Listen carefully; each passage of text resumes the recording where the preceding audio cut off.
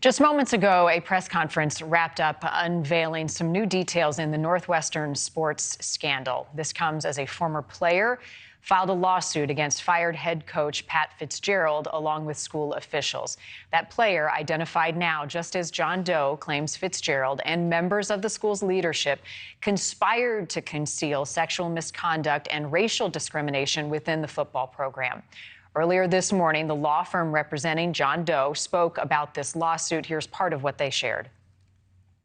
Facts are coming out really at a very fast pace, and we're learning about the widespread institutional problems that existed within Northwestern.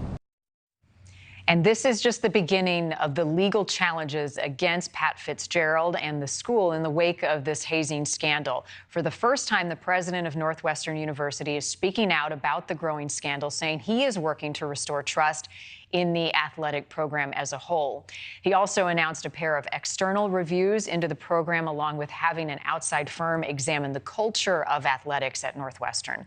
This was not the only shakeup for the school's athletic department, with the school also firing the baseball coach, Jim Foster.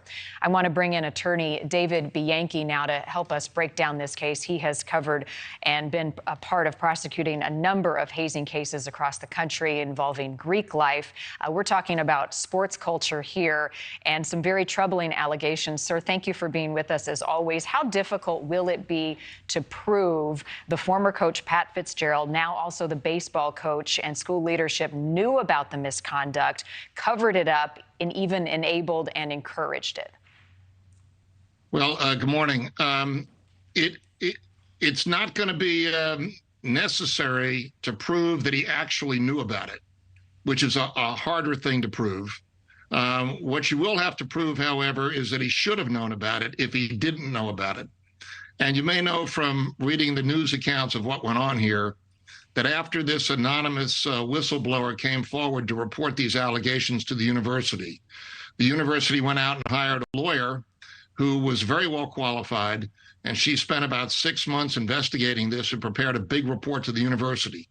And in the report, after interviewing many players, many school officials, and reviewing thousands of documents, the report indicates that she could not establish that Fitzgerald or any other person in a leadership position actually knew about it, but they should have known about it. And from the standpoint of a civil case, that's all you need to prove in order to win. By firing Fitzgerald, and now we've learned the baseball coach was fired, is that the university using them as a scapegoat, or is that the university acknowledging something bad happened here and this is how we're handling it? The latter. This was a very well-respected coach. The players loved him. They've all rallied around him since this happened.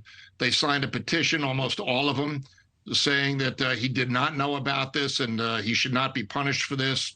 So I think this is an acknowledgement by the university that he should have known at a minimum, and that's on him, and that's why they let him go. And now that there's so much media attention on this, they had to do something. One question I have, and others are asking this as well, the player making the allegations now was on the team from 2018 to 2022. We're only now hearing about the investigation being launched in January of this year, 2023. If the concerns were so worrisome that this was happening, why wasn't it brought to light sooner during the season when this player was on the team? Well, I guess there was nobody who wanted to come forward. I mean, we were contacted by one of the families also, and the parents had conversations with us, and ultimately their son decided that he didn't want to pursue a case because he's currently at the school and he wants to continue to play football. So he was worried that if he put his name on a lawsuit, that he'd be ostracized, blackballed, and wouldn't be allowed to play. And I think there was a lot of that going on here. And don't forget that a lot of these victims who were subjected to this very bad behavior were scholarship athletes. And they're very, very nervous about losing their scholarships. And that's why they went along with this bad behavior when normally they never would, because they're between a rock and a hard place. They don't want to lose their scholarships. Right. And it's opening up a can of worms about the prevalence of hazing in athletics nationwide. You have to believe that colleges and universities are going to be watching this case closely. One last question for you, David. Hazing is a Class A misdemeanor in Illinois. It is in many other states as well. Could criminal charges also happen here? And how closely will other universities be paying attention to that element of this investigation? Criminal charges very well could happen. It's entirely up to the prosecutor, and that's very random. You get some prosecutors who take this seriously and some who don't. So it's up to the local prosecutor.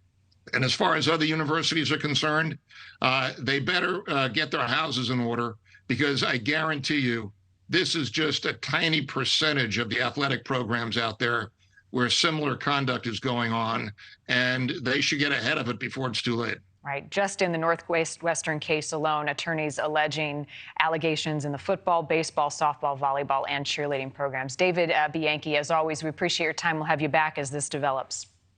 All right. Thank you.